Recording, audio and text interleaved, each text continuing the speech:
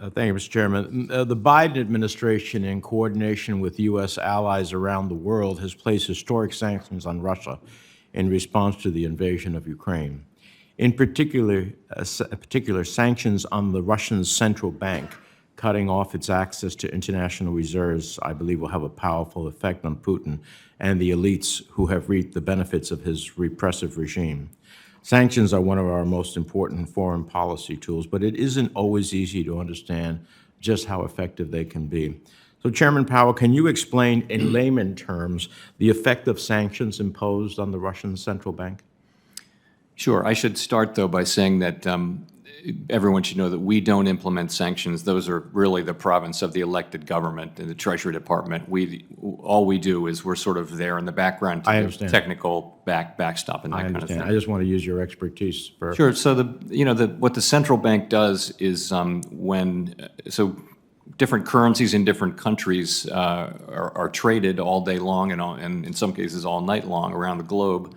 And the value of those currencies really matters for people when they're trying to buy something. For example, if you're trying to buy an American car or American radio or an Apple iPhone, it'll be priced in dollars. So the ruble weakened dramatically through this, which is the Russian currency. And what those sanctions do is make it very difficult for the central bank of Russia to do its job, which is to support the ruble on behalf of the government. And it's because the sort of resources that it had to support the ruble were tied up in a way that made it difficult for them to do that. That's part of it. Yeah. And those sanctions means that Putin can't access hundreds of millions in international reserves that he could use to continue to fund his war effort. Is that correct?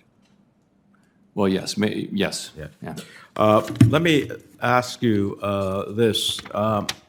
As the economy continues to recover, we've had a lot of conversation here about managing inflation as a key challenge. The first step to do so, in my mind, is to confirm the 5 highly qualified nominees President Biden has selected for the Federal Reserve Board, including yourself. And I hope our Republican colleagues will allow us to do that soon. The next and more challenging step is to address the supply crisis that is driving up much of this inflation.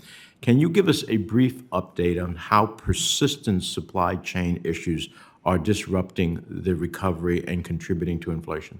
Sure. So a lot of the inflation we're seeing is coming from imported goods or manufactured goods that contain imported content, and the price of shipping, for example, internationally has gone up quite a lot. And there are long delays, and the ports are full because demand is really so high. It's a demand problem as well as a supply problem. And we've been feeling very small amounts of progress on that.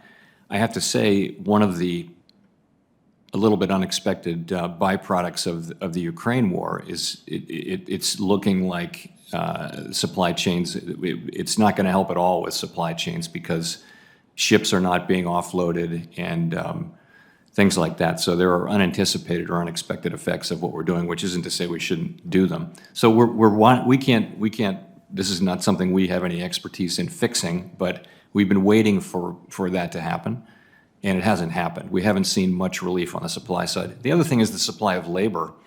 Demand. There's no problem with labor demand. We have really the ratio of job openings to unemployed is at the highest, by far the highest level it's ever been, more than 1.7 open jobs per unemployed person. So we have a labor supply problem.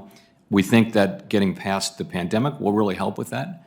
And of course, higher wages should help bring people in too. Yeah.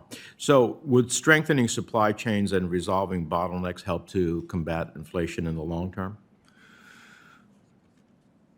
Certainly in the near term it would. I would think it would be certainly a good thing. We passed the Strategic Competition and Innovation Act last May, and the House now has its own provisions. I'm looking forward to a reconciliation of that because that would address bottlenecks, strengthen our supply chains, and going forward, including funding to boost domestic production of semiconductors and my supply chain database provision as well. Finally, you just mentioned labor. We're facing a dire labor shortage across the country, which is holding back our economy. The Fed's monetary policy report from last week noted that, quote, labor supply has been slow to rebound even as labor demand has been remarkably strong. There are currently 11 million job openings nationwide. Immigrants are ready and willing to fill many of those jobs. Would you say that if we had a process in which we could bring those immigrants out of the shadows into the light, have them go through a process, criminal background check, and make sure they paid their taxes, that the role of immigrants in mitigating the current labor shortage and rising inflation would be a significant one? Saying that we don't do immigration policy, as an arithmetic fact, the immigration has been much lower and accounts for a meaningful part of the labor shortfall. And that's why leading business groups agree with you. Thank you, Mr. Chairman. Thank you, Senator Menendez.